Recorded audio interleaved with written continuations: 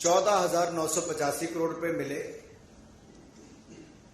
और एनडीए की सरकार में 54,150 करोड़ रुपए 2021।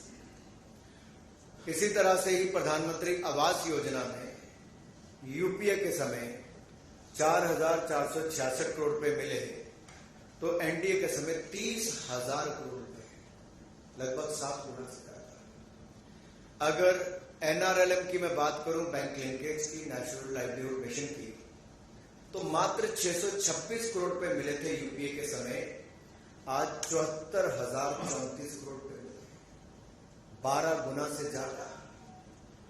एनआरएलएम की बात करूं मैं, आरएफ और सीआईएफ की, तो यूपीए के समय मात्र 23 करोड़ रुपए मिले थे, अब 3,735 करोड़ रुपए मिले, 13 गुना से ज्यादा। इसी तरह से ही अगर वित्त आयोग की राशि की बात करूं तो 3,270 करोड़ रुपया यूपीए के समय मिला और एनडीए के समय 25,000 करोड़ रुपए के लगभग 8 गुना ज्यादा। आरजीएसए की राशि 41 करोड़ यूपीए के समय, हमारे समय 227 करोड़। आंकड़ा कुल मिलाकर देखिए, यूपीए के समय 58,000 करोड़ रुपया है, तो एनडीए के समय 2,05,003 करोड़, 2,05,003 करोड़। ये अपने आप में दिखाता है कि केंद्र सरकार से कोई कमी पश्चिम बंगाल के विकास के लिए नहीं रखी गई। लेकिन ऐसा क्या हुआ कि ममता बनर्जी जी को अपने कुछ भ्रष्ट सांसद और कुछ ऐसे नेताओं को भेजना पड़ा, जो भ्रष्टाचार जमीन पर चल रहा है उसके ऊपर पश्चिम बंगाल में कार्रवाई नहीं हुई, लेकिन उस पर लीपापोती करने के लिए अपने कुछ नेताओं को यहां पर भेजा है। मैं थोड़ा सा विस्तार में इसके आपके बताना चाहूंगा। एक सेंट्रल टीम के द्वारा एक इंक्वायरी की गई 22 जनवरी 2019 से लेकर 24 जनवरी 2019 तक, 2-3 दिन के लिए, और 6 ग्राम पंचायतों में 4 ब्लॉक जिसके आते हैं, ये वर्तमान पूर्व में हुई, और 7 ग्राम पंचायत और 3 ब्लॉक में हुगली डिस्ट्रिक्ट में हुई। यहां से 4 करोड़ 84 लाख की रिकवरी हुई। फिर एक और टीम का गठन किया गया, ये सेंट्रल टीम थी। फिर ये 13 सितंबर 2021 को गई और 17 सितंबर 2021 तक इसने इंक्वायरी की, और इसी तरह की इसकी ऑब्जर्वेशन एक बार फिर आई। अब इसमें क्या ऑब्जर्वेशन आई? बड़े काम को छोटे छोटे में बांट के इस तरह से खेल खेला गया कि नीचे तक जानकारी ना था। फिर क्या था, जो एग्जिस्टिंग काम थे, जो काम हुए थे पहले, तालाब पहले था, सड़क पहले थी, उसी कोई नया काम दिखाकर महात्मा गांधी जी के नाम से जो योजना है उसमें भी घोटाला कर लिया ममता जी के।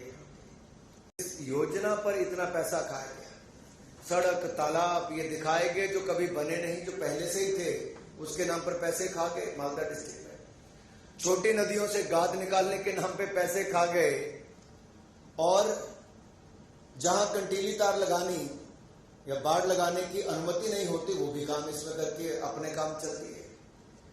फिर एक चाय बागान के लिए, ऐसे चाय बागानों के लिए रास्ते बनाने का काम, जहां के लिए प्राइवेट किसी कंपनी को आप ये लाभ नहीं दे सकते, आपने वहां पे लाभ दिया और अपनी जेब में पैसा डाला। फिर नदी के तटबंध करने के लिए, तटीयकरण के लिए काम तो दिखाया गया, रेत की थैलियां वहां पर पाई गई।